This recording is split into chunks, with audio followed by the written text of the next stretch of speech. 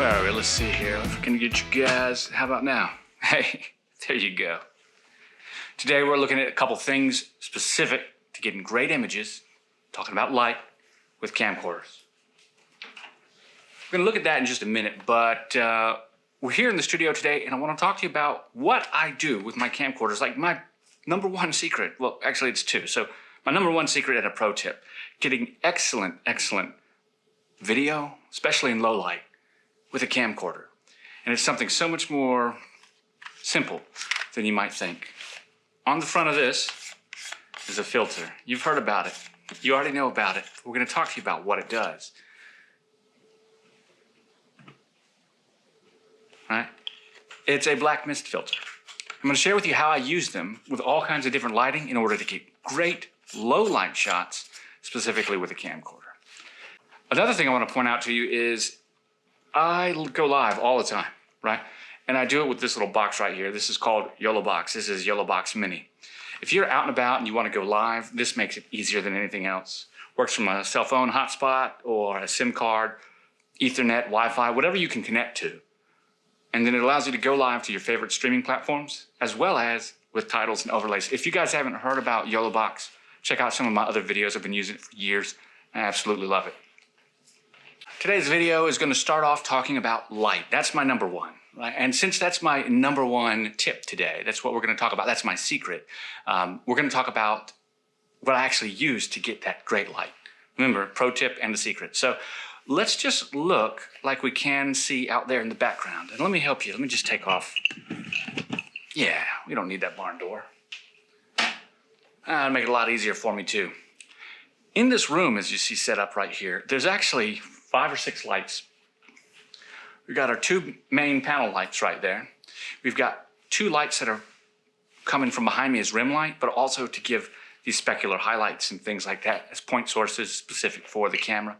And then we've got 1 light, which is this one, which is making this little purple spot right there. Okay. There's another light right here. It's coming straight. That right there is just a little $20 light from Small Rig. What is it, the P92, 96, something like that? I absolutely love that light. And then right up here, I've got 1 more light. In fact, these lights, as you can see, right? These are the Chauvet H1s, right? They come in a set of 4, a couple $100, battery powered.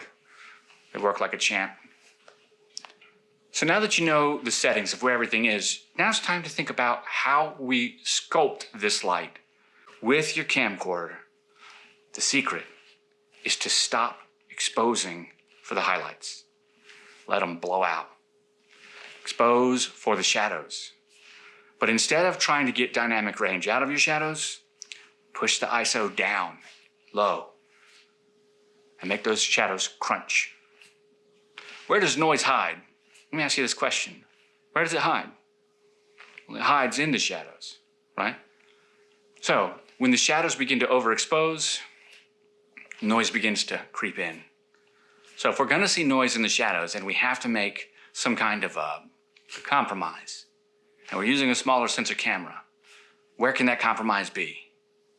Well, if it can't be in the highlights, because those are going to be blown out anyways with no detail, which also means nothing more than static signal noise, which isn't usually displeasing. But the shadows can get muddy and lose detail completely and start to look trashy. Well, that's where we begin to make the difference.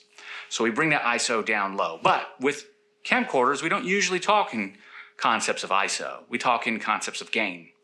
And I'm not going to go into gain completely, but in your user manual, you'll find out what your base gain setting is. Usually it's 0.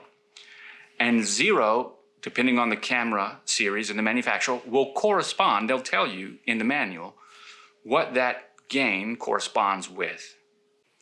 So for me, on the AG-CX350, that base ISO of 0, or that gain of 0, corresponds with 800 ISO. By the time we get up to 6 decibels of gain, we're at 1600. By the time we get up to 12 decibels of gain, we're at 3200. By the time we push to 18 decibels of gain, we're at 12,600, 12,800. Wow. Now, if you think about that, you'll recognize that there's a delineation somewhere in there where the individual 1, 2, 3 stops, the individual single decibels like 6, 7, 8, 9, 10, stop going up in increments of 400 ISOs, or ISO, and then start going up almost double. And that happens right around 12 decibels a gain. So 9 to 12, there seems to be doubling with this camera. It's important to know that with the CX350 because Panasonic is also almost giving it a dual ISO capability, but not quite.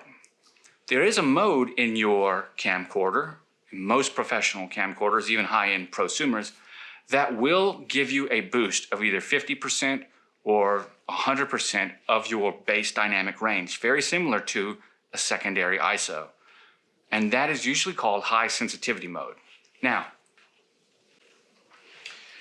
this camera is the HCX 1500. The HCX 1500 and the HCX 2000, although it comes with the top handle and the SDI port on the HCX 2000, they do not have a high sensitivity mode.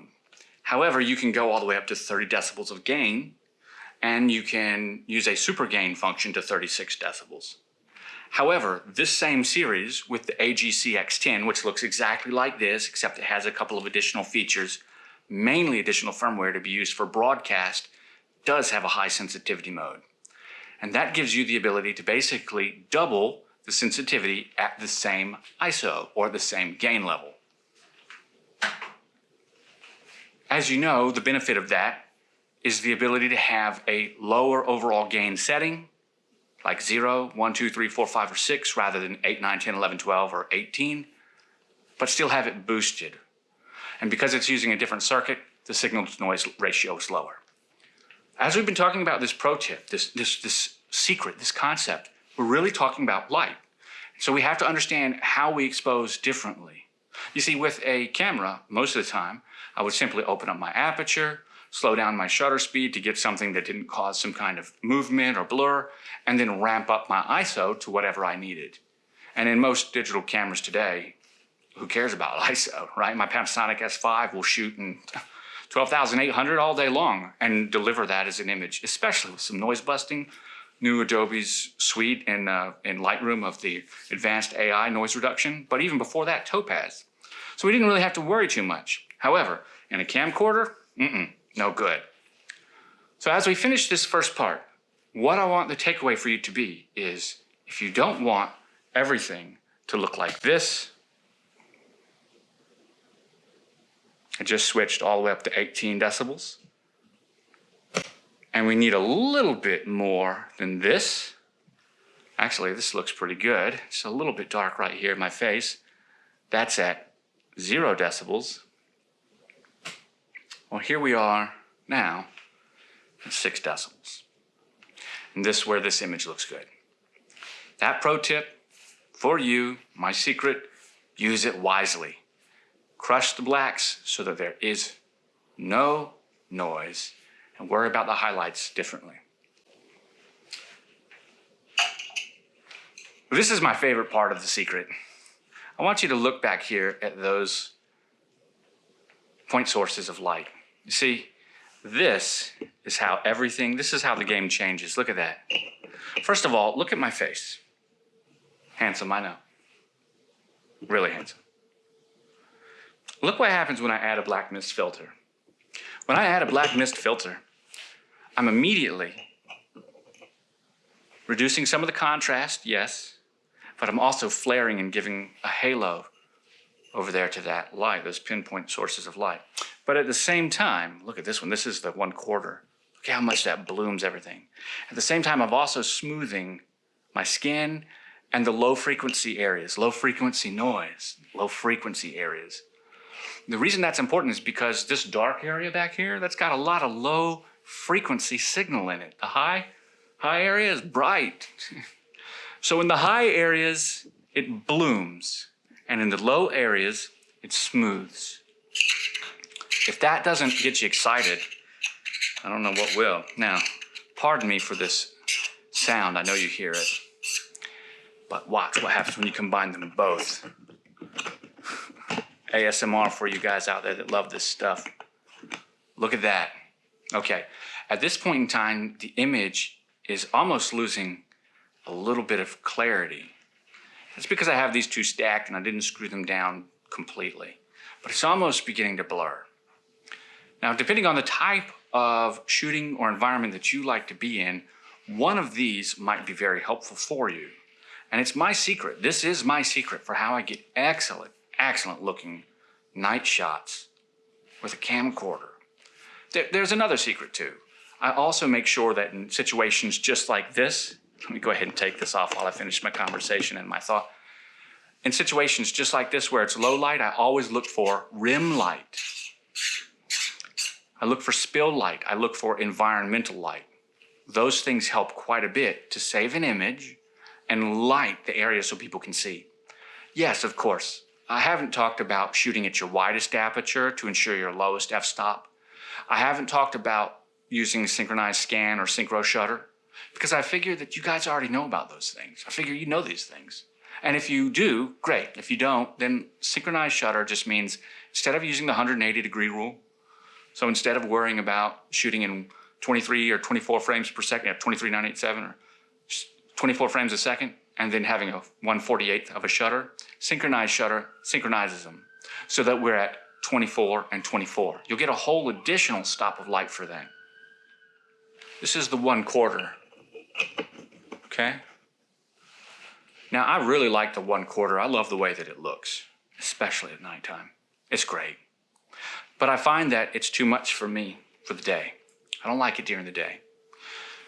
Because of that, my favorite to use is actually a 1/8. Wow, that was crazy, it took forever. My favorite to use is a 1/8. With 1/8, you'll see we get a lot of great skin softening. We also get some shadow work, as you can see here, but more importantly, we still get a nice halo. Also, 1/8 works great during the day. So, how much does a set of these cost? Well, about $40 to $60 if you get two, about $20 to $30 if you get one. You can buy them in a pack sometimes and get a discount. These are K&F, and after trying several different brands, the K&F K series, which are the cheapest ones, for me, work great. You can get different results. I don't know if they're better results because you're likely going to edit your footage anyway. So you're going to add back a little bit of that contrast, but keep the bloom. So you can get different results by paying more. In this instance, I don't think you need to. Again, this is what it looks like. There's your 1/8. There's your 1/4. Look at that. That's a huge difference, friends. It's gigantic. And here's stacked together. And it's just wild.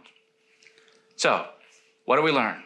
First, subscribe. If you haven't and you found this video helpful and you're still here, thanks a lot. Hit that subscribe button.